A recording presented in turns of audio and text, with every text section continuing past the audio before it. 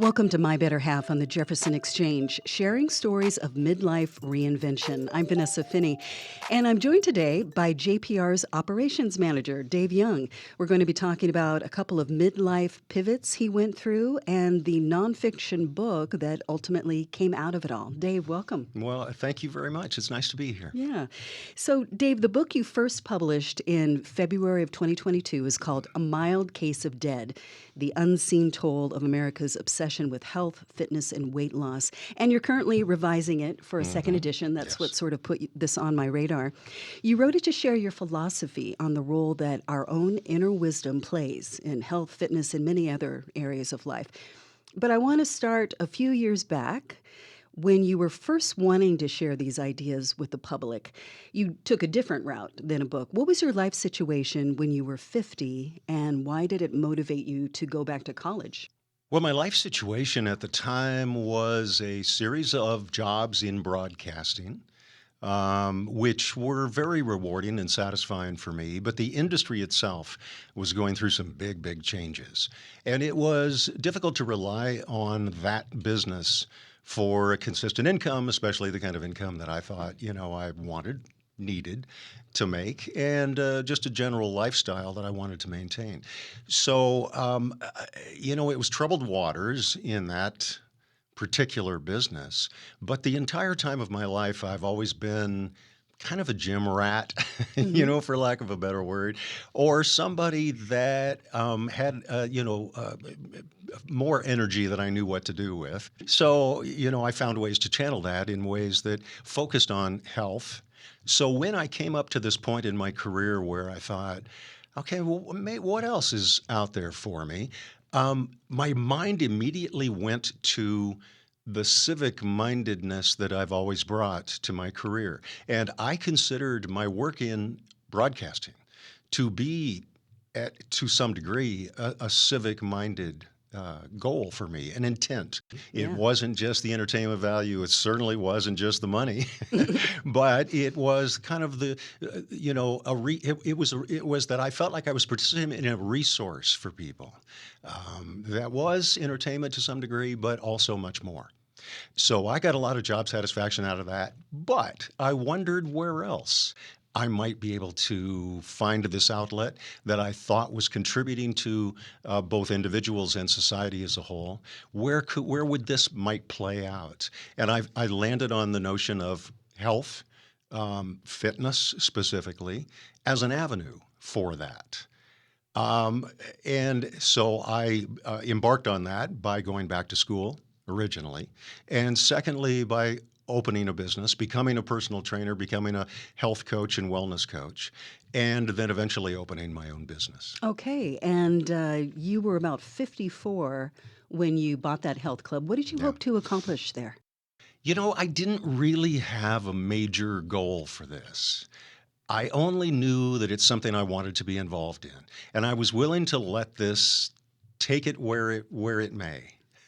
you know, Okay. to go where it may. I didn't have any particular expectations for it, other than I hoped, it would be something that I was in a little bit more control of as a career, number one, that it would provide me with an income that was, sustainable.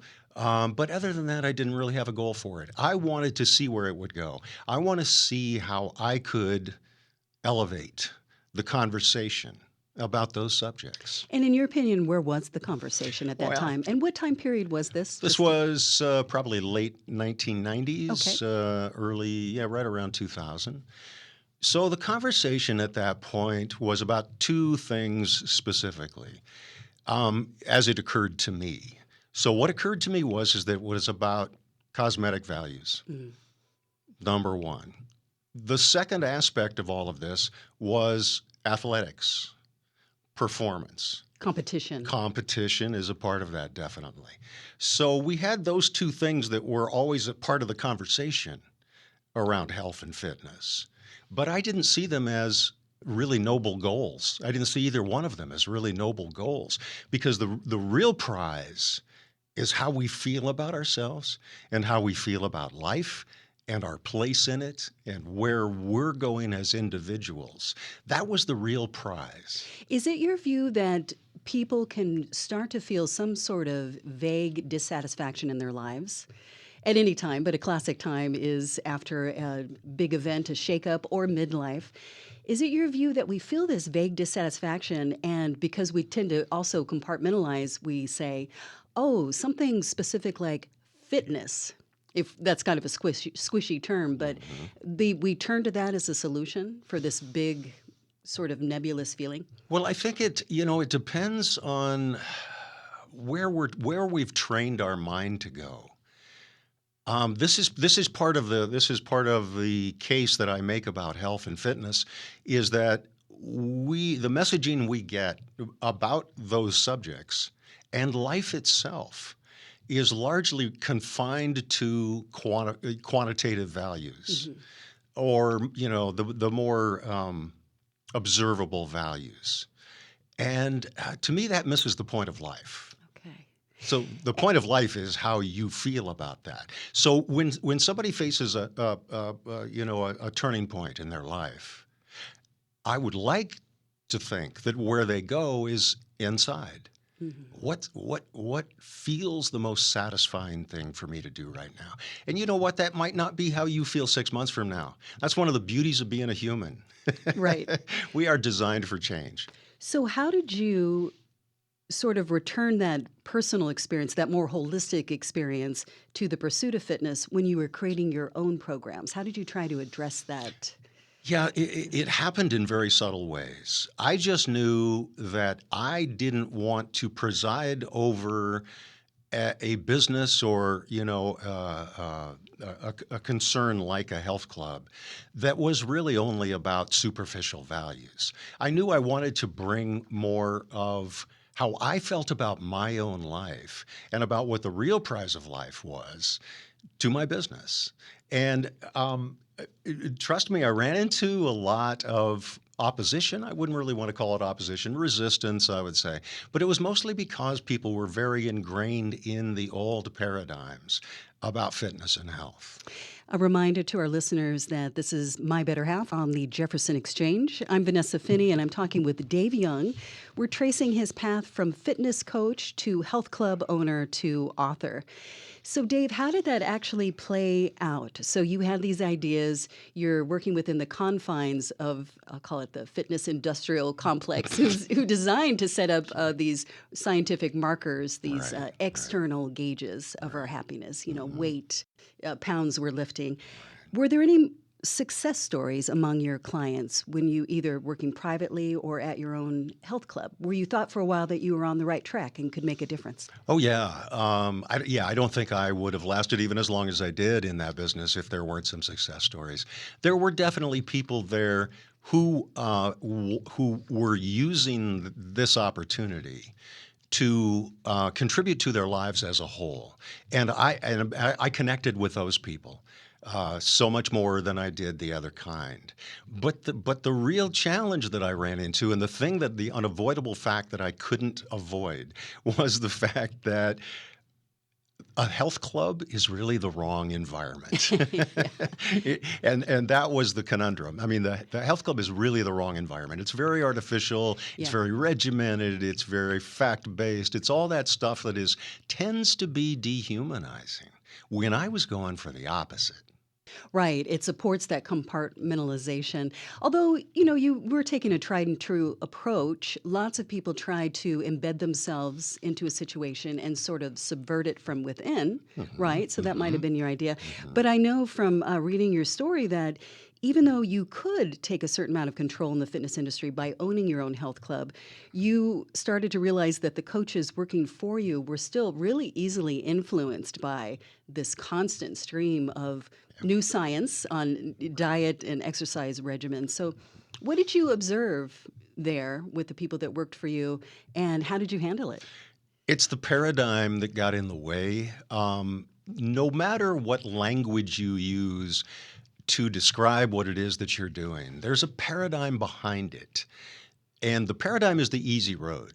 So, in other words, it's what everybody's talking about, it's what everybody is attracted to, it's what everybody wants to believe, as opposed to maybe some harder truths. And so what I witnessed is that anybody that stepped foot inside the health club was already being informed by the paradigm more than a possibility. So there's this existing conversation Yes, out in culture, and you saw them walking in under the influence of that before you can even exactly. Yeah. get your own And influence so on it it. made me realize that perhaps based on what I knew that I wanted to contribute to the world, to life, to individuals, to myself, maybe the health club is a wrong setting Right. for that. And that took place over a long time, right? About a Yeah, decade. sure. So then you gradually stopped believing in your own solution or how much the gym could be your solution, and you sold it at age 64. So that Right, was another pivot. right. What happened then? And why do you say that going to the gym or health club can be a poor choice for some people? It depends on why you're there. Yeah. And what I observed in the vast majority of my clients in my health club, which I have to assume is at least some kind of a sampling of the Hmm. world as a whole, what I observed is people were there for one of two reasons. Either because they felt like working on their bodies would improve the really important matters of life that perhaps they might have been avoiding, Hmm. or the work of being in the gym was the avoidance itself. Ah, So, in other words, people were using fitness and health practices as a way to avoid some of the bigger issues of life. interesting. Yeah, they were sort of maybe sublimating that itch that they had. Dave, have you been personally changed by these ideas? How did this start playing out in your own life, or was it always? No, well, the seeds of it, I Yeah. think, were there for a long time. I try not to question the values that I hold because I think they come from a place that is harmed by questioning. In other words, I think we should just listen to them and be happy for them. But you can't help but be in an environment where you work so closely with individuals and you hear their stories and you hear their struggles. It's amazing as a health coach, as a fitness coach, what people will tell you about their lives. Hmm. And you can't help but be changed by those stories and by seeing transformations, whether they were really served the intent or not. There's stories playing out all around, and they were incredibly valuable for me to understand more about myself and my own values and where I was headed in life and what I might do to help other people rise from the struggles that they have internally. Okay, and we have about 3 more minutes. You talk about the idea of our personal wisdom versus external markers. So tell us how we can know, in your opinion, when health practices and exercise are wise versus not wise, destructive even. Yeah. So I have something called a physical guidance pyramid. And it's just a three-layer pyramid of how you inform yourself on your own choices about your health, about your physical state, and about the bigger issues of life as well. So, for example, level one would be the first question that I would like anybody to ask themselves if they want to improve their physical state or if they want to improve their life. The first question for me is always, what is my body telling me? Because your body is telling you something. I can assure you of that. And some great examples of that are food cravings. Hmm. What is your body telling you? That's a little more physical. There's a whole spiritual side of all of us that is constantly informing our choices. So there's the first question that it would be valuable to ask yourself. The second question is, what choices would I be making if I lived 10,000 years ago? In other words, historically, how did humans conduct their day? Because we have to know that it was supportive, at least to some degree. They didn't have very many choices. And the third is science. The third level is science. So we can talk more about that after the break, and I'll elaborate on all of those. But those are the three questions that can guide you toward choices for your health that you can have a lot of confidence in. Okay, we'll get more into that after the break. It's handy talking with a radio professional who hears that cue music. You're listening to My Better Half on the Jefferson Exchange. I'm Vanessa Finney talking with Dave Young. We'll be right back.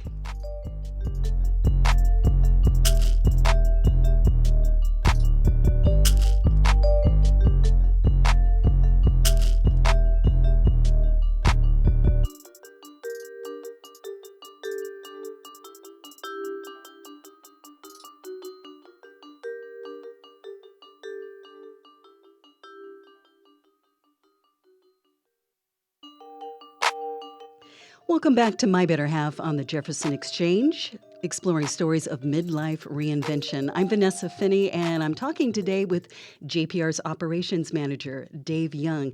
Dave, before the break, you were just getting into an overview of your physical guidance pyramid. Why don't you elaborate on that now? Okay, so just to recap a little bit, three questions that we all would be well served to ask ourselves when it comes to addressing our lifestyle. And our bodies are always a reflection of our lifestyle, which is one of the truths that hit me owning a health club. Because what I saw was people coming into my health club for an hour a day, the sanctioned Yeah. duration for exercise, for an hour a day, working their hearts out, going back out into the world and to a toxic lifestyle. And those people were bound to be frustrated, as you can imagine. But it's Yeah. because the real health that matters, even the real fitness that matters, is always a reflection of your lifestyle. It's always a reflection mostly of how you spend the other 23 hours, not the one in the gym. You can create certain cosmetic values, but I contend those are of lesser importance than what you could be creating with those 24 hours every day. So, as part of the gist of this is to make the cosmetic be sort of a byproduct, but really you're trying to pursue so-called health and fitness to Right, serve your entire life as a right, whole. right. Right? So the question is, if you could feel better or look better, which one would you choose? That's a good way to put it. And we have to ask ourselves those questions just to ensure that we haven't gotten caught in the loop of just being acceptable to others, just following the sanctioned path, as opposed to what your body is telling you at that moment and what your life is telling you. Okay, so that I suppose that's the foundation of your physical guidance pyramid, Yeah. listening to your body. Listening to your And body, what's the next definitely. level? The next level is, what choice would a historical human have made? Historical, I mean, I pick a date, 10,000 years ago, whatever, pre-agriculture, Yeah. how we evolved. What choices would a human make? Well, clearly the goals are survival, number one. Number two, improving the quality of your life. Those were I mean, you didn't really have much opportunity to get beyond either one of The those things. Maslow's Yeah, foundation. yeah. Yeah. I mean, there was only so many hours in a day to when you are, wilderness survival, Yeah. essentially. Those are the things that we are trying to achieve. And how would we go about that if we didn't have any of modern life? How would we go about that? Modern life is a great corrupter Hmm. of our humanity and of our physical state in general. We have to be aware of that. And really, oftentimes it doesn't take much more than an awareness of that. And I'm not suggesting anybody needs to go out and hunt their food and, do some of those basic things that, we have better ways of accomplishing in modern life. But we do have to be aware that modern life is not a wholesale improvement. It is, I like how you put it in your book about how people historically, pre-agriculture, perhaps the paleo diet is sort of founded on this as well, though I know you're not aligning yourself with that completely. But just for a marker, so no, it's not efficient for all of us to go hunt our own protein, but it is a good marker, as you say in the book. Yes. Historically, humans ate what was local in season. It was naturally organic, and there was less of it than we really wanted, but it was enough. So that is sort of a good guide star Yeah, it is. to measure the modern corruption Right, against. right. And I'm Yeah, glad you pointed out that example because that is pretty much exactly what I'm talking about great. when I talk about what would a human do. Again, it's just an awareness that will guide us. There doesn't have to be any hard and fast rules, right? It's just an awareness, a principle that will guide us. And what is the third aspect of your physical The third guidance? one is, what does science say? Now, the funny thing about science is the closest thing to the truth that we will ever have about any given subject. But it isn't unique to us, and this is the my only problem with science is that it is based on data, data that is acquired over time based on cause and effect, and well, we all know the scientific process. But none of that has anything to do with where your life is at this moment. And that is something that is important. That is your life. That is your reason for being here. And when we walk in to meet our personal trainer at the gym, they don't know where we're at, They and they do don't not. know what is the best thing for us on our journey That's as a right. whole. Yeah. Yeah. You're getting some kind of cookie cutter, formulaic, productized version of activity. So that brings us to so in your book, I should say, your book is called A Mild Case of Dead: The Unseen Toll of America's Obsession with Health, Fitness, and Weight Loss. And you're revising this. This was originally came out in February of 2022, and you're Right, working on the right, second edition right right, now. Now right. you're committed to it. In it, you define life vitality, and I would love to get to that. But first, you identify four so-called phantoms Yeah. to sort of distinguish between our personal knowledge of our own experience and these sort of external markers. And a quick reminder that you're listening to My Better Half on the Jefferson Exchange, and I'm joined by JPR's operations manager and author, Dave Young. So, what are these phantoms? Phantoms is just my word for an artificial version of something that is important to life, something that is important to the quality of life. There is an experiential component and a logical component.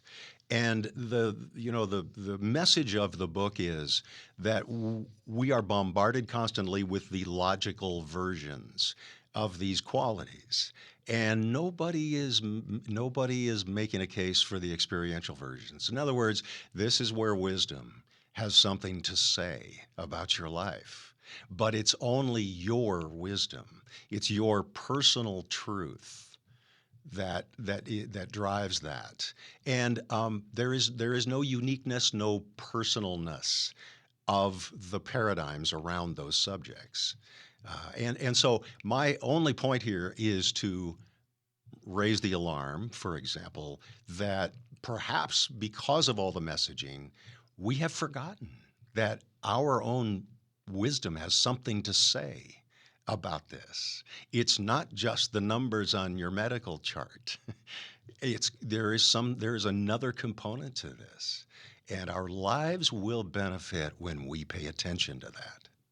So, is it fair to say that one of the aims of this book, your audience is just the fitness, I'll use consumer for lack of better words, since that's sort of how it is in today's landscape and marketplace.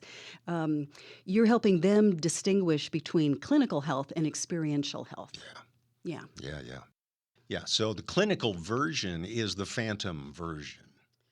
And it's only phantom because it's real in its analysis, but it's not real in you.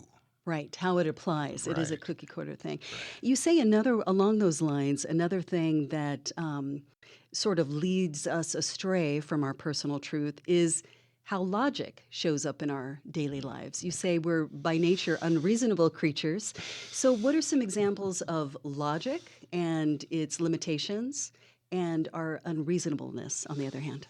Well, this gets kind of philosophical, and I love philosophy. I mean, it's really a lot of the foundations of what I write about. I love philosophy, but we could be here for a long time talking about this because what it has to do with is who are we by nature? And logic, we have an outsized capacity for logic. Logic is how we communicate with each other. Logic is how we, innovate and make improvements in our lives. But it's not where life is lived. So when you talk about communication that goes on between people, this is marketing language, and even language itself is a logical construct. There has to be some kind of shared truth there for language for us to be able to communicate via language. Sure, we agree the word tree in English represents this object here. Exactly. Yeah. But here's the problem. Logic can be fooled by bad data. For example, if somebody tells you that, okay, we can agree on what a tree is, what if somebody tells you that, that somebody who presents it with a certain amount of credibility so that you believe it, that a tree is something else entirely. Next time somebody else uses the word tree, you're thinking something that they did not intend. And that happens all the time. That happens with the word health. That happens with the word fitness. Those words don't have any solid universal They're definitions. pretty squishy They're terms. really Yeah. squishy. And that works well, that works well for people that package this stuff for sale. I mean, we can all see all the trends, the different fitness trends, different health trends that go on. They all fly under the banner of health, but that can't be true. That can't be true. So we have adulterated. We can fool logic. But here's the most important thing. You can't fool that voice inside of you. Mm. That voice inside of you is always working on your behalf. Right. Tune into it as opposed to somebody, a fitness instructor might have the very best intentions, but they can't, by the nature of a fitness class where they have 20 people in. They can't know everybody's personal stories and know how many reps you need to make, Yeah. what actual exercise Right. you should be pursuing. Right. I was just going to say, so that's not to say you shouldn't be in the gym or health club. It's to say you should be aware of the limitations of that, and you should be aware that it's not about you. What are some examples in your view of healthy and holistic, I'll call them fitness practices that honor both your personal, I say mind and body, since you're also talking about sort of a duality between Yeah. those logic and what we're feeling in our body. Right. Right. This gets down to your awareness of what your purpose in life is. What do you value the most? How do you want people to view your life when it's all said and done? And that is a pursuit of that and movement in that direction is the only source of true satisfaction with your life. So let's say that your real purpose in life is something that is very demanding. Let's say you're some kind of a home caregiver, and it is your passion, it is your purpose. Well, that automatically is going to dictate how you spend a lot of your time. And no matter what physical state that leaves you in, it's okay. It is the only health that really matters is the physical state that supports your purpose. So what we need is a much broader understanding of what health is. It's not just the numbers on a medical chart or you're standing in some competition. It is first of all are you aware of what your life is about, and how you spend your time furthering that. That's the only health that matters. So to plug it in, that makes me think of what might be called functional exercise. So you don't necessarily want a hard body, but you want to be able to enjoy your grandkids, and you find yourself winded after a few steps chasing after that toddler. Right. So maybe that's what you can do cardio in support of that, because that's part of your purpose to really show up for your family. Right. Or even just, I don't know, being able to pick things off a tree and, just very functional. Very functional, obviously very functional, and very diverse. This is what we do with our exercise, is we compartmentalize our exercise. I don't even like the word exercise. I call it activity or Okay. physical challenges. Right. Those to me, have a much broader meaning and a much more useful meaning. So the things that we do in life that support our purpose are bound to be more diverse, and suit a life that supports that purpose. In your book, you define maximum aliveness. How do you see that quickly as we wrap up? Sure, vitality is most of it. When you open your eyes in the morning, do you leap out of bed or do you drag yourself out of bed? There you We go. want everybody to leap out of bed knowing that there's something exciting is going to happen to them today. Amen. Well, thanks for joining me today, My Dave. pleasure. You've been listening to My Better Half on the Jefferson Exchange. I'm Vanessa Finney, and my guest was Dave Young, Operations Manager at JPR and author of the forthcoming second edition of A Mild Case of Dead, The Unseen Toll of America's Obsession with Health, Fitness, and Weight Loss. And that's it for today's Jefferson Exchange.